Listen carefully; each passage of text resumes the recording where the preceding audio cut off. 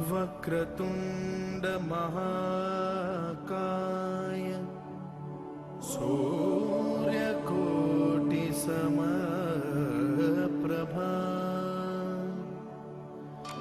निर्विघ्नं कुरु मे देव सर्वकार्येषु सर्वदा।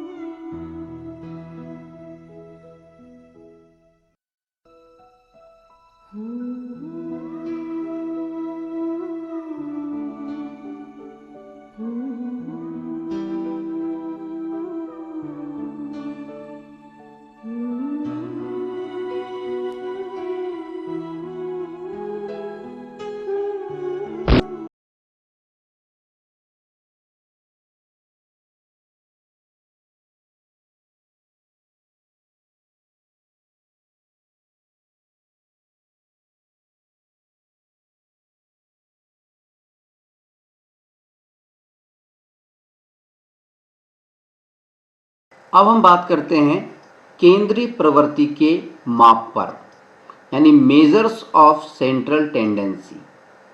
केंद्रीय प्रवृत्ति के माप या मेजर्स ऑफ सेंट्रल टेंडेंसी ये क्या होते हैं?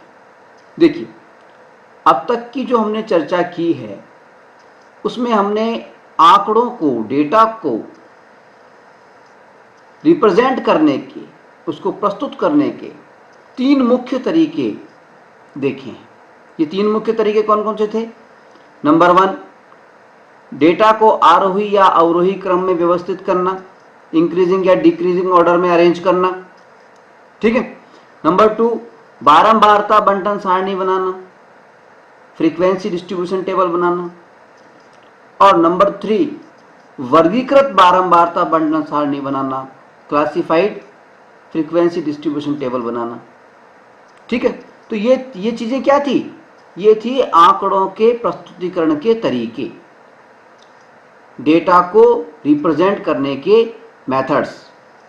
अब आंकड़ों के प्रस्तुतिकरण के तरीकों की जानकारी के बाद में हमारे सामने एक प्रश्न उठता है। प्रश्न क्या उठता है? प्रश्न ये उठता है कि क्या आंकड़ों से, डेटा से सूचना प्राप्त करने के लिए हमें हर बार सभी आंकड़ों का अध्ययन करना पड़ेगा?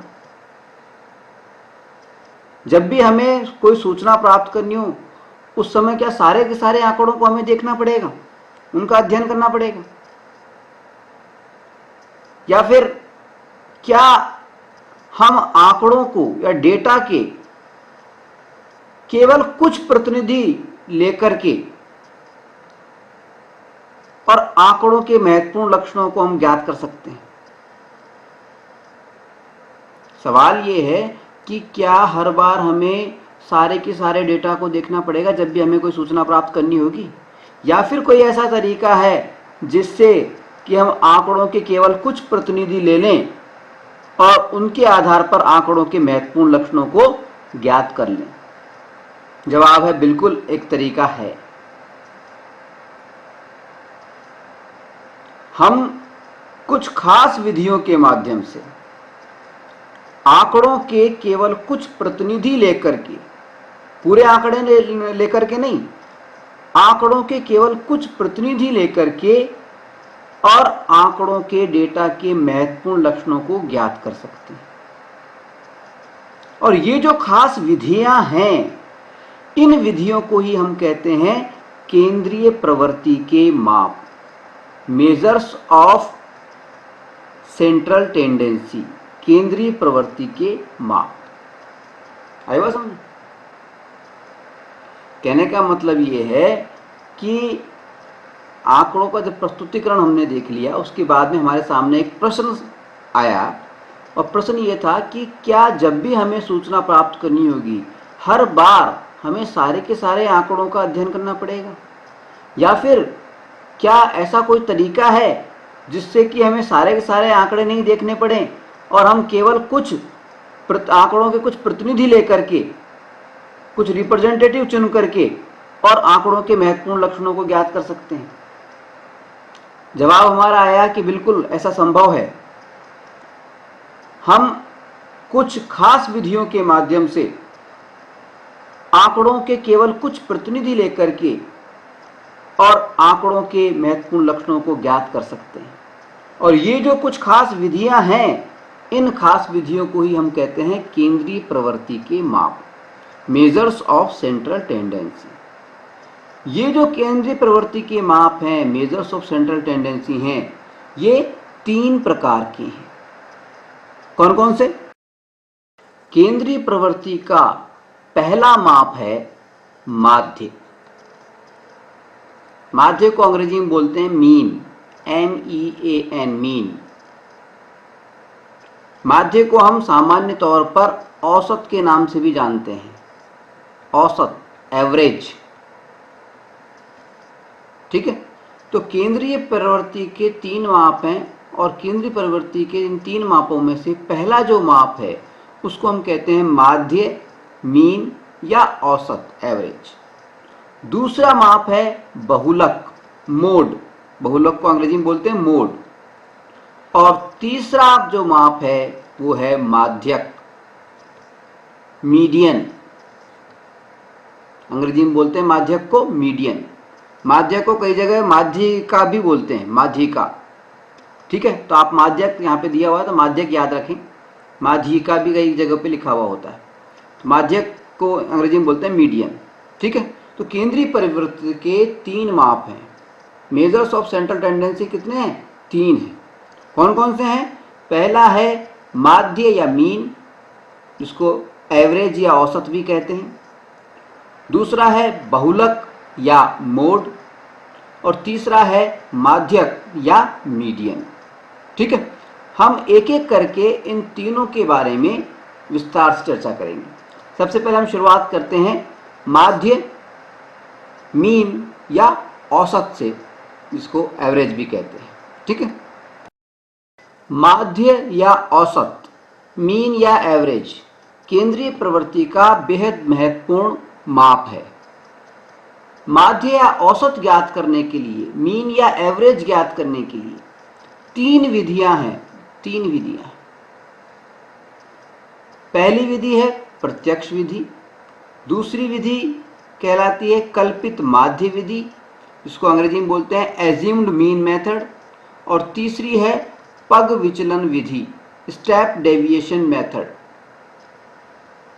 ठीक, माध्य या औसत ज्ञात करने की, मीन या एवरेज ज्ञात करने की 3 मुख्य विधियां हैं। पहली विधि को हम बोलते हैं प्रत्यक्ष विधि या डायरेक्ट मेथड। दूसरी विधि को हम बोलते हैं कल्पित माध्य विधि, यानी अंग्रेजी में बोलते हैं एज्यूम्ड मीन मेथड, और तीसरी विधि को हम बोलते हैं पग विचलन विधि, अंग्रेजी में बोलते हैं स्टेप डेविएशन मेथड। ये जो 3 विधियां हैं माध्य या औसत ज्ञात करने की, तीनों विधियां आपस में एक दूसरे से जुड़ी हुई हैं, और प्रत्येक विधि अपनी पिछली विधि का सुधरा हुआ रूप है। जैसे प्रत्यक्ष विधि है ये कल्पित माध्य विधि से जुड़ी हुई है। कल्पित माध्य विधि जो है ये इसका प्रत्यक्ष विधि का सुधरा हुआ रूप है। इसी तरह कल्पित माध्य विधि जो है इसका सुधरा हुआ रूप कौन सा है? पग विचलन विधि है, स्टेप डेविएशन मेथड है। ठीक है, तीनों की तीनों विधियां एक दूसरे से जुड़ी हुई हैं और प्रत्येक विधि अपनी पिछली विधि का सुधरा हुआ रूप है। अब हम एक एक करके माध्य या औसत ज्ञात करने की, मीन या एवरेज ज्ञात करने की तीनों विधियों को समझने का प्रयास करेंगे। सबसे पहले हम बात करेंगे माध्य या औसत ज्ञात करने की प्रत्यक्ष विधि या डायरेक्ट मेथड पर। माध्य या मीन ज्ञात करने की जो प्रत्यक्ष विधि है, जो डायरेक्ट मेथड है, ये औसत का जैसा है। औसत या एवरेज, औसत या एवरेज के बारे में आप पहले पढ़ चुके हैं पिछली कक्षाओं के अंदर।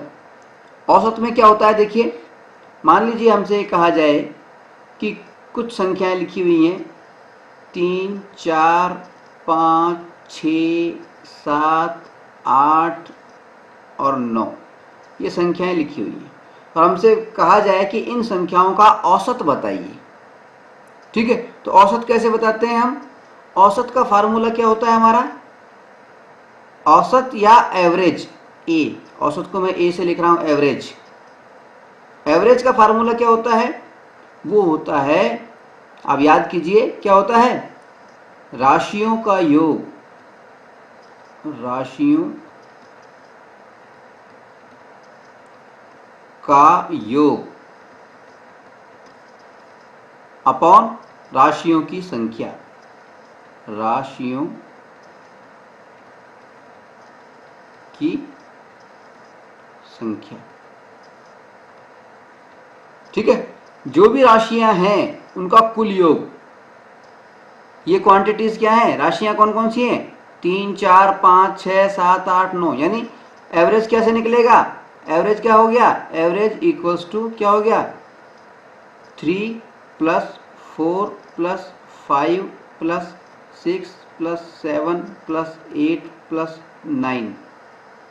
ये तो योग आएगा और योग के बाद में क्या आ जाएगा? अपॉन में, बटे में क्या आ जाएगा? भाग में क्या आ जाएगा? राशियों की संख्या। राशियों की संख्या का मतलब क्या हुआ? कितनी राशियां हैं ये? कितनी संख्याएं? 1, 2, 3, 4, 5, 6, 7। राशियों की संख्या है 7। यानी इन सबको जोड़ करके 7 का भाग लगा दो, एवरेज आ जाएगा। इन सबको जोड़ा तो हमारे पास में कितना आ गया? हमारे पास में आ गया 42। जब इसमें 7 का भाग लगाया तो कितना आ गया? काट करके 6। यानी एवरेज कितना आया? 6। ठीक है, तो जिस तरह से हमने एवरेज निकाला है, माध्य या मीन जो होता है वो भी एवरेज की तरह ही होता है।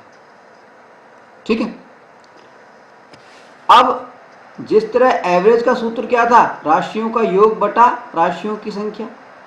इसी तरह माध्य या मीन का फार्मूला क्या हो जाता है? राशियों की जगह सिर्फ प्रेक्षण शब्द आ जाता है, ऑब्जर्वेशन या प्रेक्षण।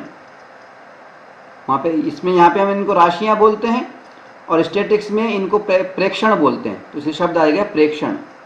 तो प्रेक्षणों की संख्या, सॉरी, प्रेक्षणों का योग, प्रेक्षणों का योग, सम ऑफ ऑब्जर्वेशंस। प्रेक्षण को बोलते हैं ऑब्जर्वेशंस।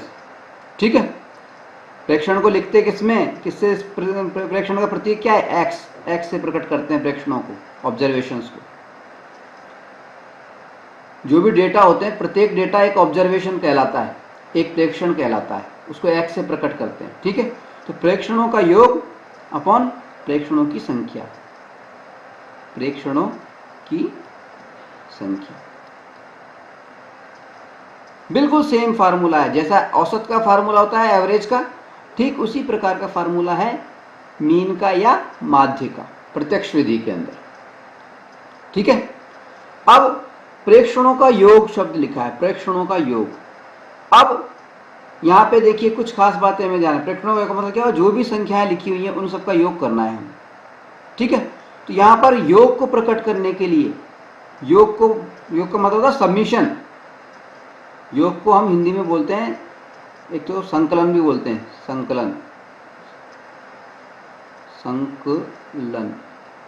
योग को एडिशन भी बोलते हैं अंग्रेजी में, हिंदी में संकलन भी बोलते हैं, ठीक है। और संकलन को अंग्रेजी में बोलते हैं सबमिशन, SUMMATION,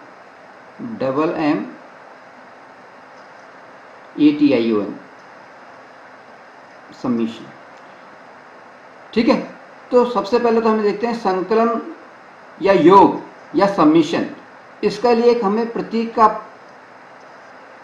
प्रयोग करना पड़ता है। एक ग्रीक चिन्ह का हम प्रयोग करते हैं। ग्रीक चिन्ह, ग्रीक भाषा का एक चिन्ह है जिसको हम बोलते हैं सिग्मा। क्या बोलते हैं? सिग्मा। इस सिग्मा का हम प्रयोग करते हैं। सिग्मा का चिन्ह देखने में कैसा होता है? ऐसा होता है, देखिए इस तरह से, ये सिग्मा, ठीक है। प्रेक्षणों का योग लिखना है हमें, इसका मतलब योग शब्द की जगह पे हमें ये सिग्मा शब्द यूज करना है। सिग्मा का जो चिन्ह है ना, प्रतीक, ये यूज करना है। ये क्या है? ग्रीक शब्द है जो कि संकलन को या सबमिशन को प्रकट करता है, योग को प्रकट करता है, ठीक है समझ में? प्रेक्षणों को हम एक्स से प्रदर्शित करते हैं। प्रेक्षण जो है उसको हम, जो भी प्रेक्षण है, ऑब्जर्वेशन है, उसको हम एक्स या एक्स आई दोनों में से किसी से भी प्रदर्शित कर सकते हैं। खाली एक्स से भी कर सकते हैं, एक्स आई से भी कर सकते हैं, ठीक है। एक्स आई के अंदर ये जो आई दिख रहा है, ये ऑब्जर्वेशन का क्रमांक है। कौन से नंबर का ऑब्जर्वेशन है? जैसे ये 1 2 3 4 5, ये मान लीजिए ये 1 2 3 4 चौथे नंबर का है, तो इसको हम x4 लिखेंगे। अर्थमेटिक प्रोग्रेशन प्रश्नावली की थी ना हमने, समांतर श्रेणी, उसके अंदर हमने पदों की संख्या बताई थी ना, पदों की संख्या, नंबर ऑफ टर्म, तो नंबर ऑफ टर्म है ये, पदों की संख्या, क्रमांक है ये, ठीक है, पद क्रमांक है। पद को यहाँ पे हम प्रेक्षण बोल रहे हैं, इसलिए प्रेक्षण का क्रमांक है ये। आई क्या है? आई देखो, एक्स तो हो गया हमारा प्रेक्षण, एक्स या एक्स आई से करते हैं इसको, और एक्स के नीचे जो आई लगाया जा रहा है, ये आई, ये जो आई है, ये आई है प्रेक्षण का क्रमांक, प्रेक्षण क्रमांक, ठीक है। तो प्रेक्षणों का योग, यानी हम कैसे लिखेंगे इसको? देखिए, माध्य या मीन का जो सिंबल होता है वो होता है एक्स बार, यानी प्रेक्षणों का माध्य, इसको बोलते हैं बार। ऊपर लाइन लगाई हुई है, इसको बोलते हैं बार, हिंदी में बोलते हैं दंड, बार या दंड, ठीक है। तो एक्स बार बराबर प्रेक्षणों का योग। तो पहले तो हम योग का चिन्ह बनाएंगे, ठीक है, फिर प्रेक्षणों का बनाएंगे, यानी एक्स लिखेंगे, एक्स आई, ठीक है। अब फिर क्या करते हैं? अपॉन प्रेक्षणों की संख्या, अपॉन प्रेक्षणों की संख्या, प्रेक्षणों की जो संख्या है, पदों की जो संख्या है, उसको हम n से प्रकट करते हैं, n से प्रकट करते हैं, ठीक है। तो उसको upon n, x bar equal to sigma x i upon n, हम इस तरह से लिख सकते हैं। और इसके अलावा हम क्या करते हैं? देखिए, i क्या था? पद का क्रमांक, तो यहां पे i इक्वल्स टू 1, पहला पद, और ऊपर n क्या है? पदों की संख्या, n क्या है? प्रेक्षणों की संख्या या पदों की संख्या, यहाँ पे n, इस तरह से भी लिख देते हैं। प्रकट करने का तरीका है ये, यानी 1 से लेकर के n तक के पद हैं इसके अंदर, ठीक है। हम चाहें तो डायरेक्ट इस तरह से भी लिख सकते हैं, x bar equals to sigma x i upon n, इस तरह से लिख सकते हैं। ठीक है, चाहे तो लिख सकते हैं। और अधिक इसको स्पष्ट करना हो तो हम इसको इस तरह नहीं लिख करके ऐसे लिखेंगे, x bar equals to sigma x i, और यहाँ पे आई इक्वल्स टू 1 लिखेंगे और ऊपर की तरफ एन लिख देंगे और इसके बाद में एन लिखेंगे। ठीक है, आई बात समझ। तो ये फार्मूला है हमारा माध्य या औसत ज्ञात करने का प्रत्यक्ष विधि से। आई बात समझ, बिल्कुल औसत की तरह है ये। ठीक है, यहां पे समझने वाली बात एक बार फिर से मैं दोहरा दूं कि देखिए, माध्य का प्रतीक है एक्स बार, या हिंदी में बोले तो एक्स दंड, बार को बोलते हैं दंड, एक्स के ऊपर ये लाइन है एक्स बार, ये तो माध्य का प्रतीक है। प्रेक्षण या पद जो है, जो भी प्रेक्षण, यहाँ पे पदों को हम प्रेक्षण बोल रहे हैं, ऑब्जर्वेशन बोल रहे हैं। ठीक है, क्योंकि यहाँ पे स्टैटिक्स में बात कर रहे हैं ना हम, स्टैटिक्स के अंदर जो आंकड़े होते हैं उनको हम प्रेक्षण बोलते हैं, प्रत्येक आंकड़े को, प्रत्येक पद को प्रेक्षण बोलते हैं, ऑब्जर्वेशन बोलते हैं। ठीक है, तो प्रेक्षण को हम एक्स आई से प्रदर्शित करते हैं, एक्स आई। ठीक है, और प्रेक्षणों में ये जो आई आ रहा है लिखा हुआ नीचे, इसका मतलब होता है पद का क्रमांक, प्रेक्षण का क्रमांक। कौन से नंबर का प्रेक्षण है? प्रेक्षण क्रमांक। ठीक है, जैसे कि x1, x2, x3, यानी पहले नंबर का पद, दूसरे नंबर का पद, तीसरे नंबर का पद। तो ये i इसके क्रमांक को प्रदर्शित करता है। ठीक है, इसी तरह से n जो है, स्मॉल n, इसका मतलब होता है पदों की संख्या। अर्थमेटिक प्रोग्रेशन में भी पदों की संख्या इसका मतलब होता था। यहां पर इसको हम बोलेंगे प्रेक्षणों की संख्या, क्योंकि यहां पे पद की जगह पे प्रेक्षण शब्द यूज कर रहे हैं हम, यानी ऑब्जर्वेशंस की संख्या, नंबर ऑफ ऑब्जर्वेशंस। तो n का मतलब है नंबर ऑफ ऑब्जर्वेशंस, प्रेक्षणों की संख्या। ठीक है, योग का या संकलन का या सम्मिशन का जो चिन्ह है वो ग्रीक भाषा का है, उसको बोलते हैं सिग्मा, और सिग्मा देखने में होता है इस तरह का। ठीक है, और इस सिग्मा के चिन्ह में हम नीचे की तरफ प्रेक्षण i इक्वल्स टू 1 लिख देते हैं और ऊपर की तरफ n लिख देते हैं। अगर प्रेक्षणों की संख्या हमें ज्ञात है तो हम इस तरह से लिखेंगे, मान लीजिए प्रेक्षण, इसी को ले लेते हैं हम, ये वाला ले लेते हैं। यहाँ पे 7 प्रेक्षण थे तो हम इसको लिखेंगे सिग्मा i इक्वल्स टू 1 और यहाँ पे 7, n की संख्या 7 लिख दी। और यहाँ पे xi, जो भी योग आ रहा है, कितना आ रहा है वो देख लो आप, योग कितना आ रहा है, 42 आ रहा था, 42। इसका मतलब क्या है, 1 से लेकर 7 पद हैं, इनका योग 42 है। ठीक है, इस तरह से आगे बात समझ में। चलिए, ये तो हुई माध्य के प्रत्यक्ष विधि से माध्य कैसे ज्ञात करते हैं। प्रत्यक्ष विधि से माध्य ज्ञात करने का मतलब है सीधा सीधा औसत की तरह फार्मूला लगाओ और माध्य ज्ञात कर लो।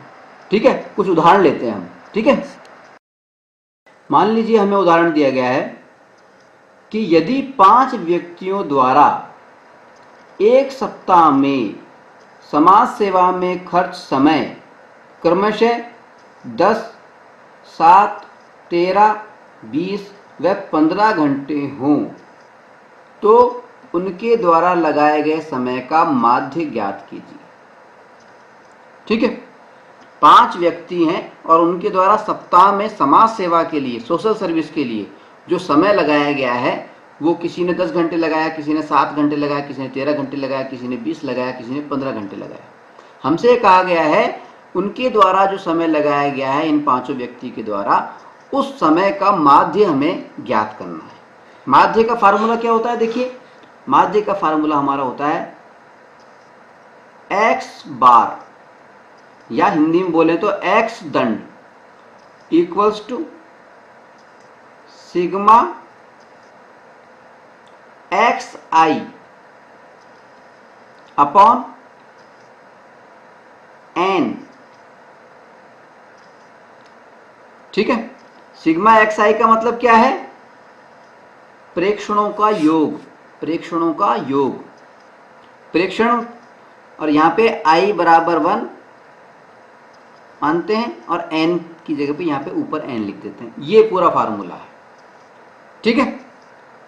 आप चाहें तो इसको ना भी लिखें, सिग्मा एक्स आई अपन एन भी लिख सकते हैं, कोई खास बात नहीं, ठीक है। लेकिन पूरा लिखेंगे तो ज़्यादा स्पष्ट होगा ये, ठीक है। खैर, ये हमारा फार्मूला हो गया। अब कैसे करेंगे? देखिए, फार्मूला हो गया हमारा ये। अब देखिए आगे बढ़ते हैं। अब x बार बराबर, देखिए क्या हो गया, अब मान रख देते हैं। x बार बराबर क्या हो गया? सिग्मा एक्स आई। तो sigma x I, x i का मतलब क्या हो गया? Sigma x i. और x कितने हैं? 5 व्यक्ति हैं, यानी i की जगह पे i इक्वल टू 5 लिख दो और n की जगह पे यहाँ 5 लिख दिए, 5, ठीक है। अपॉन n, n कितनी है? व्यक्तियों की संख्या कितनी है? प्रेक्षणों की संख्या कितनी है? 5, तो n की जगह पे यहाँ 5 लिख दिया, ठीक है। अब एक्स आई का मतलब क्या है? योग है। योग किनका? जो भी पद है उनों का। इसका मतलब ये क्या हो गया? X bar equals to 10 plus 7 plus 13 plus 20 plus 15 upon 5, ठीक है। इन सबको जब हम जोड़ेंगे 10, 7, 13, 20 और 15 तो कितना हो गया? ये जोड़ने पर ये आ गया 65 अपॉन 5, ठीक है। अब काट देंगे तो 13 पंजे 65, 13 आ गया। यानी माध्य कितना आ गया?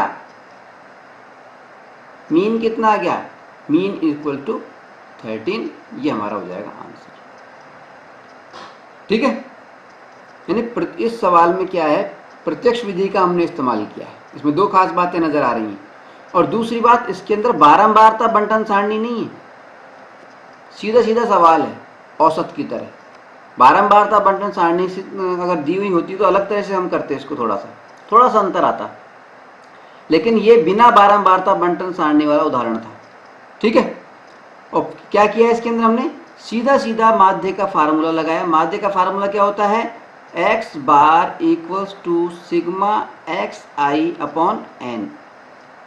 ये हमारा माध्य का फार्मूला होता है, ठीक है। और इसको ज़्यादा स्पष्टता से लिखना हो तो आई का वैल्यू, आई बराबर 1 लिख दें और ऊपर की तरफ एन की जो भी वैल्यू हो वो लिख दें, ठीक है। अरे बस समझो। चलिए अगला उदाहरण लेते हैं जिसमें कि हम बारंबारता बंटन सारणी से सवाल को हल करेंगे प्रत्यक्ष विधि से, ठीक है। अब हम बात करेंगे कि यदि हमें कोई बारंबारता बंटन सारणी दी गई है, बारंबारता बंटन सारणी दी गई है, तो उस बारंबारता बंटन सारणी के आधार पर प्रत्यक्ष विधि से, डायरेक्ट मेथड से हम उसमें माध्य कैसे ज्ञात करते हैं। यहाँ पे बारंबारता बंटन सारणी की बात कर रहे हैं, उसमें अवर्गीकृत की बात कर रहे हैं, क्लासिफाइड नहीं है, उसमें वर्ग बने हुए नहीं है। ऐसे नहीं है 10 से 20, 20 से 30, ऐसे वर्ग नहीं है, अवर्गीकृत है ये, ठीक है। केवल बारंबारता बंटन सारणी की बात कर रहे हैं हम, अवर्गीकृत की, ठीक है। अब इसमें क्या होता है अवर्गीकृत बारंबारता बंटन सारणी में?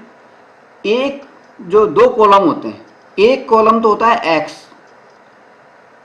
जिसको बोलते हैं प्रेक्षण या ऑब्जर्वेशंस। एक्स का किसको बोलते हैं?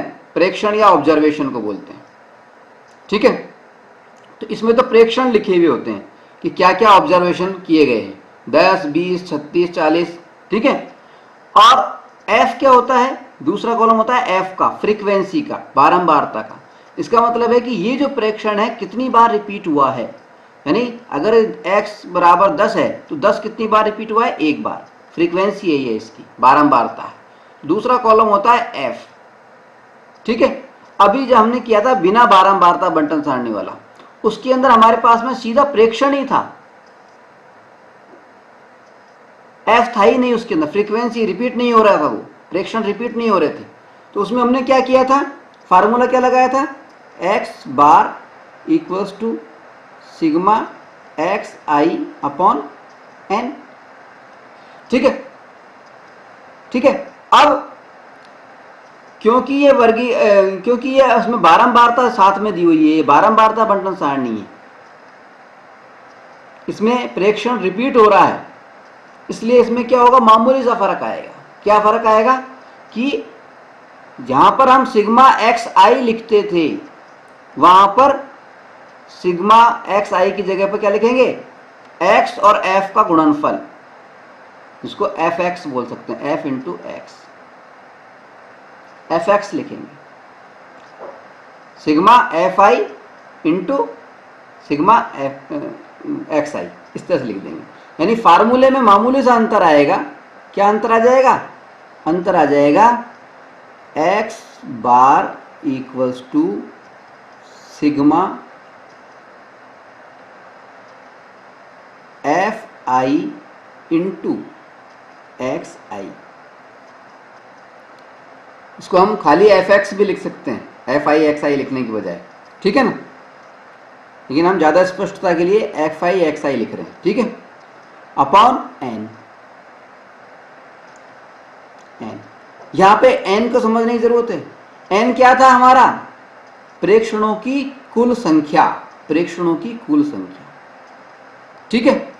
तो यहां पर प्रेक्षणों की कुल संख्या कैसे, उसमें तो जब बारंबारता बंटन सारणी नहीं थी तब तो हम प्रेक्षणों को सीधा गिन लेते थे, 1 2 3 4 ऐसे गिन लेते थे। क्योंकि यहां पर बारंबारता है, प्रेक्षण रिपीट हो रहे हैं, इसलिए प्रेक्षणों की कुल संख्या का मतलब क्या है, सिग्मा एफ, यानी फ्रीक्वेंसी का योग, फ्रीक्वेंसी का योग सिग्मा एफ, ठीक है, सिग्मा एफ, इसको हम बोलेंगे एन। तो यानी फार्मूला क्या हो गया, x bar equals to sigma f i into x i upon n, या फिर इसको लिखेंगे एन को क्या बोलेंगे, सिग्मा एफ आई या सिग्मा एफ, ठीक है। एन भी बोल सकते हैं या सिग्मा एफ आई भी बोल सकते हैं, जो चाहे हम लिख सकते हैं। दोनों चीजें याद रखनी है हमें, सिग्मा एफ या एन, एक ही मतलब है इसका, ठीक है ना। खैर, अब करते कैसे हैं, बिल्कुल सिंपल है। जब भी हमें बारंबारता बंटन सारणी दी हुई हो और हमें माध्य अगर ज्ञात करना है, तो पहली स्टेप क्या होती है, जो भी आपको सारणी दी गई है, एक्स और एफ उनको आप पहले तो लिख लें, और उसके बाद में तीसरा कॉलम, उसमें एक कॉलम और बनाएं, उसमें एफ आई इंटू एक्स आई ऐसे लिखें, यानी इन दोनों को गुणा करके लिखना है, 10 इंटू 1 10, फिर इन सबको जो करो, 20 इंटू 1 20, 36 इंटू 3 कितने हो गए, इस तरह सबको मल्टीप्लाई कर करके हमको लिखना है। उसके बाद में sigma f i into x i, इन सबको जोड़ना है, और उसके अंदर फिर हमें सिग्मा एफ का भाग लगाना है, या इसको एन भी बोलते हैं, उसका भाग लगाना है। अरे बस देखिए, मैं इसको हल करके दिखाते हैं। देखिए, x और f को हम मल्टीप्लाई करके लिख रहे हैं, ठीक है, 10 और 1 10 हो गया, 20 और 1 ये 20 हो गया, ठीक है। फिर 36 और 3 36 इंटू 3 कितना हो गया, 108। फिर 40 इंटू 4 कितना हो गया, 160। फिर 50 इंटू 3 कितने हो गए, 150 150। फिर 56 इंटू 2 कितने हो गए, 112 112। फिर 60 इंटू 4 कितने हो गए, 240 6 24। और 70 इंटू 4 280। फिर 72 इंटू 1 वो 72 ही रहा, फिर 80 इंटू 1 वो 80 रहा, फिर 88 इंटू 2 176 आ गया, 176 आ गया, फिर 92 इंटू 3 276 आ गया, 276 आ गया, फिर 95 इंटू 1 95 आ गया। ठीक है, अब हमें क्या करना है, सिग्मा, इन सबको योग करना है, sigma f i into x i जोड़ना है इनको। जब हम इन सबको हम जोड़ेंगे हमें प्राप्त होगा 1779, 1779 ये हमें प्राप्त हो जाएगा। ठीक है, इसी तरह से सिग्मा एफ हम ज्ञात करेंगे, सिग्मा एफ या एन ज्ञात करेंगे, सिग्मा एफ या एन ज्ञात करेंगे तो सिग्मा एफ कितना आ जाएगा, इन सब सारी फ्रीक्वेंसी को जोड़ेंगे तो हम सिग्मा एफ या एन बराबर आ जाएगा 30। ठीक है, फार्मूला क्या है हमारा, एक्स बार यानी माध्य बराबर sigma f i into x i upon n या सिग्मा एफ आई, यही तो फार्मूला है हमारा। ठीक है, तो इस फार्मूले में जब हम मान रखेंगे तो देखिए sigma f i into x i का मान है 1789 और सिग्मा एफ आई या एन का मान कितना आया 30। जब इन दोनों को हम करेंगे 30 का भाग लगाएंगे तो हमारे पास में आएगा 59.3 ये हो जाएगा हमारा आंसर, ये हो जाएगा हमारा माध्य। ठीक है, यानी जब भी हमें बारंबारता बंटन सारणी दी गई हो और प्रत्यक्ष विधि से हमें माध्य ज्ञात करना हो तो बिल्कुल सिंपल है, सबसे पहले x और f इन दोनों के मानों को हम मल्टीप्लाई कर लेंगे। ठीक है, फिर सिग्मा f इंटू एक्स यानी एफ एक्स के जोड़ को उसको जोड़ लेंगे, सिग्मा एफ एक्स ज्ञात कर लेंगे और सिग्मा एफ ज्ञात कर लेंगे। फिर हम ये फार्मूला लगा देंगे कि एक्स बार बराबर sigma f i into x i upon sigma f आई, ये फार्मूला लगा देंगे, माध्य में ज्ञात हो जाएगा। ठीक है, तो ये तो बात हुई कि जब बारंबारता बंटन सारणी दी हुई हो और वो अवर्गीकृत हो, वर्गों में विभक्त न हो। लेकिन अगर बारंबारता बंटन सारणी दी हुई हो और वो वर्गों में विभक्त हो तब क्या होगा, आइए देखते हैं। यदि हमें बारंबारता बंटन सारणी दी हुई है और वो वर्गीकृत हो और हमें उससे माध्य ज्ञात करना हो तो ऐसी स्थिति में हम क्या करते हैं, प्रत्येक वर्ग से वर्ग चिन्ह की सारणी बनाते हैं। जहां पे हमें वर्ग दिए हुए हैं, जितने भी वर्ग दिए हुए हैं उस वर्ग की सारणी से वर्ग चिन्ह की सारणी बनाते हैं। अब सवाल उठता है कि ये वर्ग चिन्ह या क्लास मार्क, वर्ग चिन्ह को अंग्रेजी में बोलते हैं क्लास मार्क, ये वर्ग चिन्ह या क्लास मार्क क्या होते हैं। वर्ग चिन्ह या क्लास मार्क को हम अन्य शब्द के रूप में मध्य बिंदु भी कहते हैं, मध्य बिंदु, मिड पॉइंट। अब सबसे पहले तो बात यह आती है कि ये वर्ग चिन्ह, क्लास मार्क या मध्य बिंदु, मिड पॉइंट, इसका मतलब क्या होता है, इसको हम ज्ञात कैसे करते हैं। देखिए, जो भी हमें वर्ग दिए हुए हैं, वर्ग मान लीजिए दिए हुए हैं 10, ये दिया हुआ है 10 से 20, 20 से 30, 30 से 40, ऐसे मान लीजिए वर्ग दिया हुआ है और इस वर्ग, इन वर्गों से हमें वर्ग चिन्ह ज्ञात करने हैं। तो ये जो वर्ग वाली सारणी थी और वर्ग चिन्ह वाली सारणी, दूसरी सारणी बनानी पड़ेगी हमें, वर्ग चिन्ह, वर्ग चिन्ह, इसको हम एक्स आई लिखेंगे, एक्स आई, वर्ग चिन्ह वाली सारणी को हम एक्स आई लिखेंगे। ठीक है, और वर्ग चिन्ह कैसे बनेंगे, देखिए वर्ग चिन्ह का फार्मूला क्या होता है, प्रत्येक वर्ग की उच्च सीमा और निम्न सीमा को जोड़ दो और उसमें 2 का भाग लगा दो। ठीक है, यानी लोअर क्लास लिमिट, निम्न वर्ग सीमा, प्लस अपर क्लास लिमिट, उच्च वर्ग सीमा, इन दोनों को जोड़ो और 2 का भाग लगा दो, तो जो आएगा उसको हम बोलते हैं मिड पॉइंट या वर्ग चिन्ह, मध्य बिंदु या वर्ग चिन्ह, क्लास मार्क। ठीक है, आई बात समझ। तो हम वर्ग चिन्ह की जगह मध्य बिंदु शब्द भी इस्तेमाल कर सकते हैं। एक दूसरा हम लेंगे, मध्य बिंदु शब्द को इस्तेमाल कर सकते हैं यहाँ पे, वर्ग चिन्ह या मध्य बिंदु। ठीक है, तो मध्य बिंदु निकाल लो, कुल मिलाकर के प्रत्येक वर्ग का मध्य बिंदु निकाल लो या वर्ग चिन्ह निकाल लो। तो 10 और 20 हो गए 30, 30 में 2 का भाग लगाएंगे तो 15, तो ये मध्य बिंदु हो गया 15। और 30 और 20 50, 50 का मध्य बिंदु हो गया 25। और 30 और 40 कितने होगा 70, 70 का मध्य बिंदु हो गया 35। अब ये जो आए हैं मध्य बिंदु या वर्ग चिन्ह, इनको हम xi मान लेंगे, xi मान लेंगे। ठीक है, बाकी प्रोसीजर सेम है। पहले हम क्या करते थे, पहले xi था तो xi को मल्टीप्लाई करते थे बारंबारता से, fi से।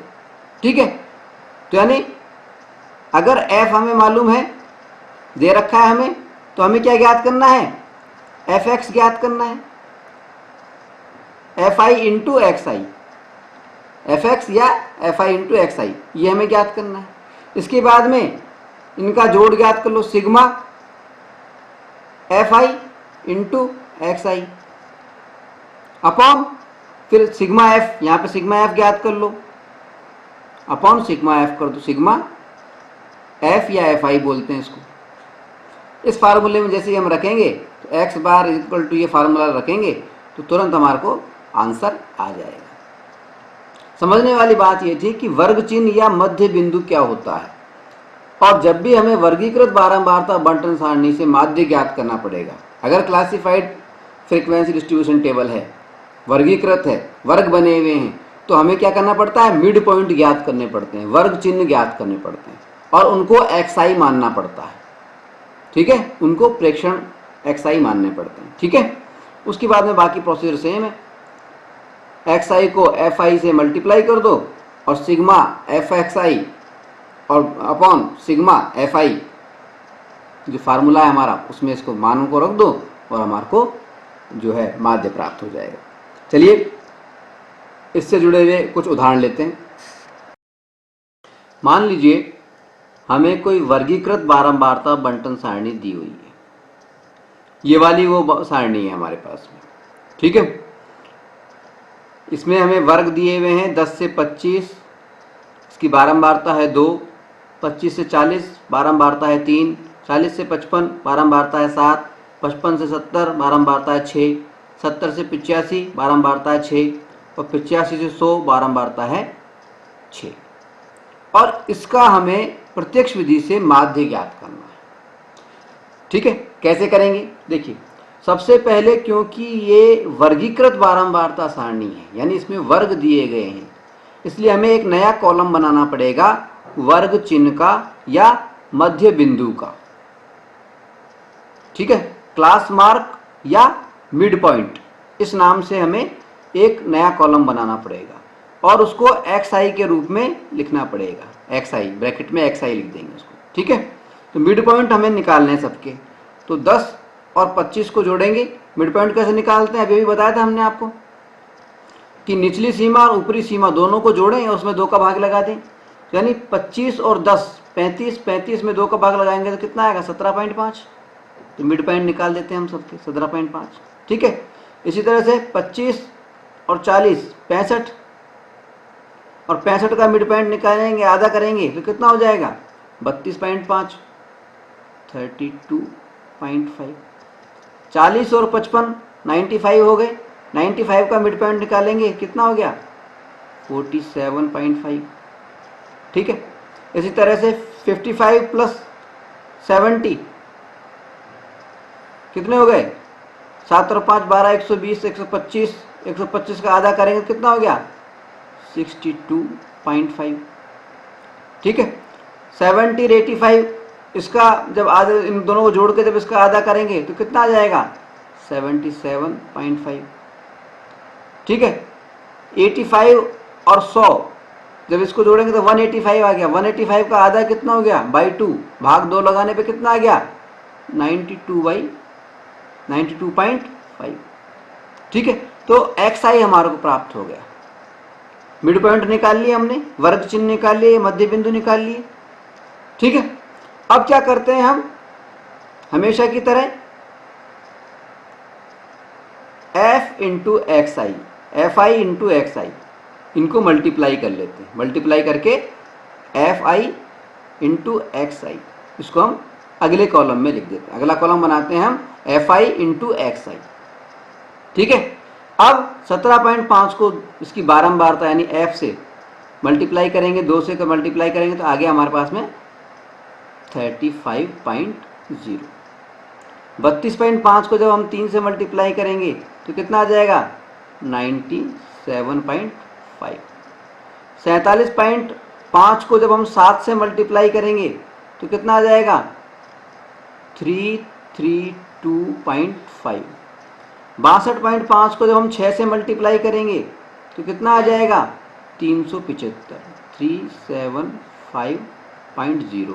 ठीक है, फिर 77.5 को 6 से करेंगे तो कितना आ जाएगा, 465, 465।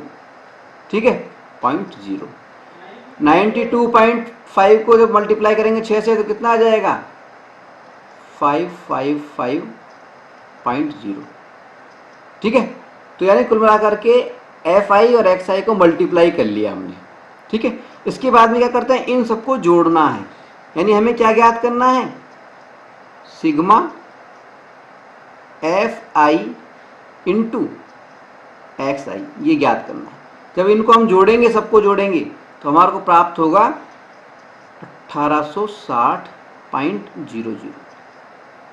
ठीक है, इसी तरह से जब हम सिग्मा एफ आई करेंगे, सिग्मा एफ आई इसको करेंगे, यानी सारी बारंबारताओं को जोड़ेंगे तो कितना आ जाएगा, 30। ठीक है, अब सिग्मा एफ आई को हम एन भी लिख देते हैं, ये भी ध्यान रखना है, एन भी लिख सकते हैं कभी कभी। ठीक है ना, सिग्मा एफ आई। अब हमें निकालना है माध्य। तो माध्य का फार्मूला हमारा क्या होता है, x bar equals to sigma f i into x i upon n, n भी लिख सकते हैं या फिर सिग्मा एफ भी लिख सकते हैं, एफ आई, सिग्मा एफ आई भी लिख सकते हैं। अगर हमने सिग्मा एफ आई लिखा है तो और अधिक स्पष्ट करने के लिए हम यहाँ पर देखिए, सिग्मा का जो चिन्ह है इसके नीचे यहाँ पर आई बराबर 1 लिखेंगे और एन, एन की वैल्यू कितनी आई थी, सिग्मा एफ आई कितना था, 30, तो यहाँ पे 30 लिख लेंगे।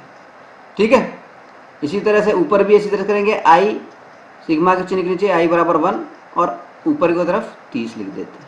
ठीक है, अब मान रख देते हैं इसके अंदर, देखिए मान रख देंगे हम, तो sigma f i into x i कितना आ गया, 1860।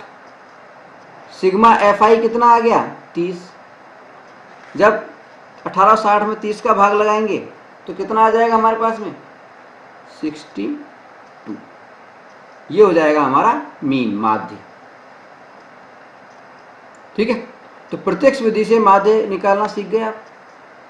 अब चाहे से बारंबारता बंटन सारणी दी हुई हो, चाहे से नहीं दी हुई हो, चाहे से बारंबारता बंटन सारणी अवर्गीकृत हो चाहे वर्गीकृत हो, आप सभी तरह कंडीशन के अंदर, प्रत्येक कंडीशन के अंदर आप माध्य ज्ञात कर सकते हैं। ठीक है, चलिए बात करते हैं माध्य ज्ञात करने की अगली विधि पर। लेकिन उससे पहले हम थोड़ी सी चर्चा करेंगे एक बार फिर से वर्ग चिन्ह पर। वर्ग चिन्ह या क्लास मार्क या मध्य बिंदु या मिड पॉइंट, वर्ग चिन्ह या मध्य बिंदु पर हम चर्चा करेंगे, क्लास मार्क या मिड पॉइंट पर चर्चा करेंगे। देखिए अभी तक हमने आपको बताया कि अगर हमें कहीं पर वर्ग दिए हुए हों, चर्चा में हमारे दो मुख्य बिंदु रहेंगे। पहला बिंदु तो ये रहेगा कि अगर हमें वर्ग दिए हैं, कहीं पर क्लास दिए हुए हैं, क्लास इंटरवल या क्लास दिए हुए हैं, वर्ग दिए हुए हैं, ग्रुप हमें दिए हुए हैं, तो इन ग्रुप से हम मध्य बिंदु कैसे ज्ञात करें, मिड पॉइंट कैसे ज्ञात करें। मध्य बिंदु या मिड पॉइंट कैसे ज्ञात करें, क्या वर्ग चिन्ह कैसे ज्ञात करें। ठीक है, इसके बारे में हमने आपको बताया कि अगर हमें वर्ग दिए हुए हैं और मध्य बिंदु हमें ज्ञात करना है तो जो भी वर्ग हमें दिया गया है रफ के अंदर हमें करना है कि उसकी वर्ग की निम्न सीमा और उच्च सीमा, जैसा कि ये वर्ग दिया हुआ है 10 से 25, इसका मध्य बिंदु ज्ञात करना है तो उसकी निम्न सीमा और उच्च सीमा इन दोनों को जोड़ दें और उसके अंदर 2 का भाग लगा दें, यानी 35 और ये हो गया 17.5। ठीक है, ठीक है। इसी तरह से मध्य बिंदु ज्ञात करना था, हम समझ गए कि वर्ग की निम्न सीमा और उच्च सीमा को जोड़ो और उसमें 2 का भाग लगा दो और हमें मध्य बिंदु प्राप्त हो जाएगा। लेकिन कभी कभी ऐसा भी हो सकता है कि हमें मध्य बिंदु ही दिए जाएं। मान लीजिए मध्य बिंदु हमें दे दिए, किसी का मध्य बिंदु दे दिया 15, दूसरा मध्य बिंदु दे दिया 25, एक मध्य बिंदु दे दिया 35। ठीक है, मान लीजिए हमें मध्य बिंदु दे दिए और मध्य बिंदु देने के बाद में हमसे कहा कि बताइए इसके वर्ग ज्ञात कीजिए, अब इससे वर्ग बनाइए। तो हम कैसे करेंगे, इस विधि को हमें थोड़ा समझना होगा, आगे काम आएगा, कई जगह पर कभी भी काम आ सकता है, इंपॉर्टेंट है, ध्यान रखिएगा इसको।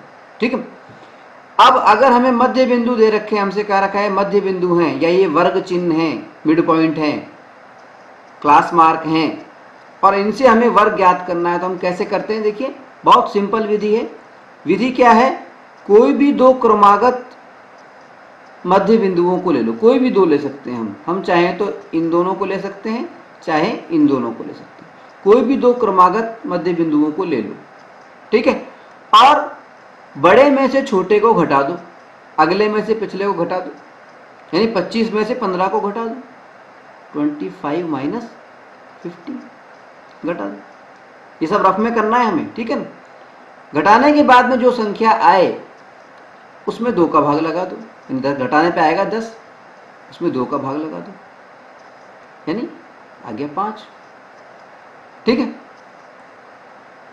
यानी 2 क्रमागत संख्याएं लो, 2 क्रमागत मध्य बिंदु लो, बड़े में से छोटे को घटा दो और उसमें 2 का भाग लगा दो।